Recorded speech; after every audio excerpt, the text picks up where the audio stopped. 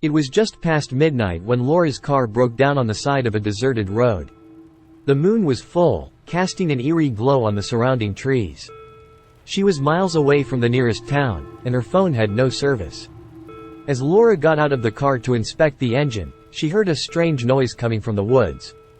It was a low growl, like something large and hungry was lurking in the shadows. She quickly got back into the car and locked the doors.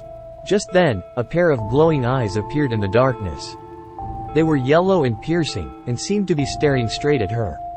Laura's heart raced as she realized that she was not alone. Suddenly, the car shook violently, as if something was trying to overturn it.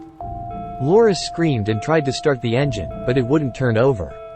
She was trapped, with nowhere to go. The growling grew louder, and Laura could hear something scratching at the car door. She held her breath, waiting for the worst to happen. Then, just as suddenly as it had started, everything went quiet. Laura cautiously peeked out the window, but there was nothing there. She quickly got out of the car and began to walk down the road, hoping to find help.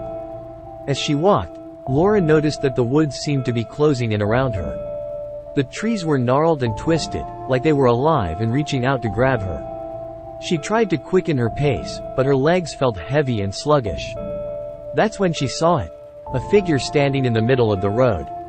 It was tall and thin, with pale skin and long, black hair that seemed to float in the breeze. Laura froze in terror, unable to move. The figure began to move towards her, its footsteps echoing through the silence.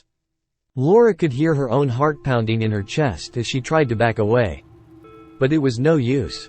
The figure was upon her, its cold fingers wrapping around her neck. Laura screamed as she felt herself being dragged back into the woods. The next morning, a passing motorist found Laura's car abandoned on the side of the road. There was no sign of her anywhere. As the sun began to set, a pack of wolves emerged from the woods. They howled into the night, their eyes glowing in the darkness. It was as if they were celebrating a victory. But deep in the heart of the forest, a figure lurked in the shadows. It was the same figure that had taken Laura, and it was hungry for more.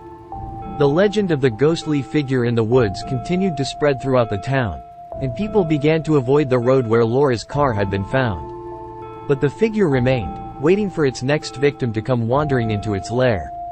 And so, the legend of the creature in the woods lived on, a cautionary tale for all those who dared to venture too far from safety.